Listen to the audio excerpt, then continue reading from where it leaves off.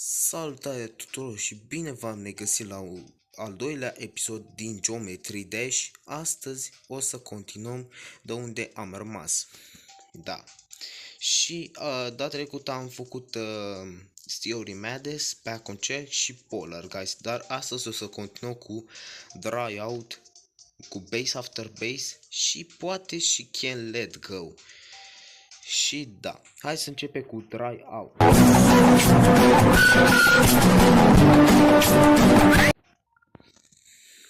Cu tot cu bănuți, adică știți că iau și cei 3 bănuți. Levelul acesta, nu știu cum să zic. Ei bine, levelul acesta, undeva pe la un 3, undeva peste 30%, e un lucru nou, o să vedeți. Uite, aici trebuie să fie pănuțul, ți-i apăsat, așa. Uite, ne bagă următorul element, cu susul în jos. Ok, am grijă să nu mor.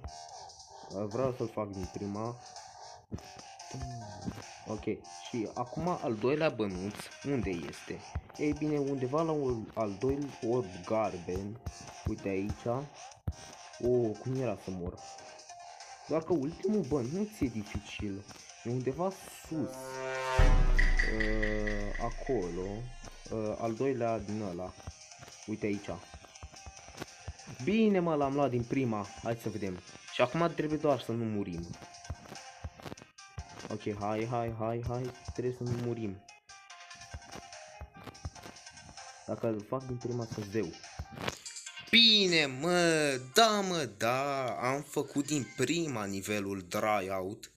Dintr-o singură încercare. Mi-a luat doar un minut să-l fac și 20 de secunde. Acum, hai de următorul. Base After Base. Nivelul acesta, uitați-vă, este schimbată iconița. Deci asta înseamnă că este greu. Adică gen, e dificultatea harta. Mie mi se pare că e undeva la 3 stele. Dar hai să vedem cu e faza cu Base After Base.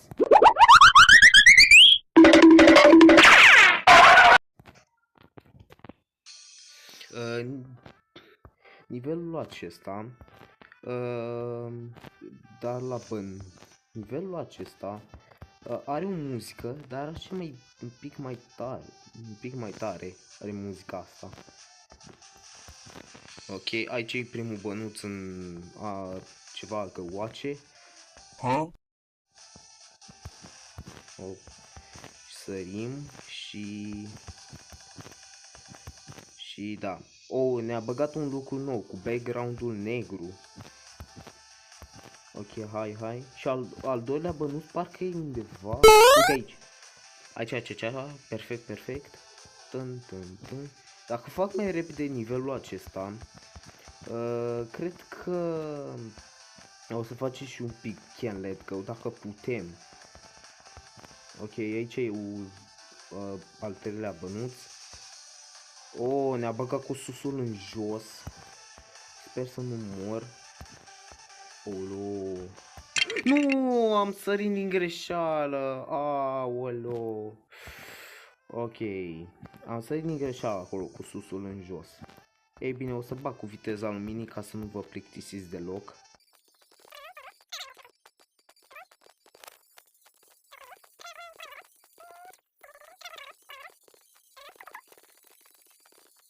Fraților, acum am revenit aici, sper să nu mai mor ca și un retardat. Sper să nu mai sar ca un retardat. Hai, te rog, pune-mă la normal, perfect. Aici sper că să nu fie o săritură de 3, sper să nu fie. Și uite că e, dar am trecut de ea. Era să mor la țepia aia. Ok, levelul ăsta a fost așa. Au doar 3 încercări, 2 minute. Și hai să mergem la ultima și pe acest episod Can Let Go. Levelul acesta, ultimul bănuț e un pic dificil, că nu mai știu unde era, dar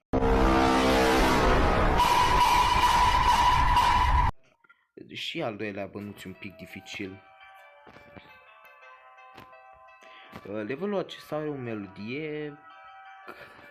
Mie îmi place foarte mult melodia din acest level. Haide. Uite aici, era prima capcană care nu trebuia să sar la prima, trebuia să sar la a doua. Uite aici e primul bănuț. Ok, și pe regaundul negru.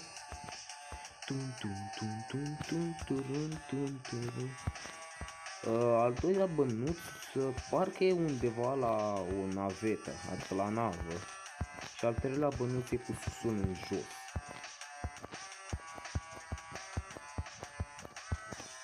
Ok, haide. Uite aici e undeva bănuțul, uite-l. Perfect, l-am luat. Acum al treilea bănuț e... Nu! Aoleo! A murit. Ok, hai să băgăm iar viteza luminii de la editor.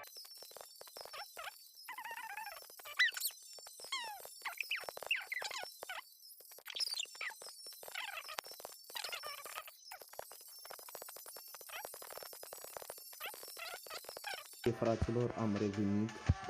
Acum sper să nu mai mor. Uite, trebuie să sari. Hai. Ok. Ce era să mor. Și aici e finalul. Aici sper să... Uite, o săritură 3. Bine, mă, am terminat și Can't Let Go cu 3 bănuți. Ok, și cam 4 încercări am mai murit eu din greșeală. Ok, deci astăzi am completat Dry Out, Base After Base și Can't Let Go. În episodul următor o să completăm Jumper.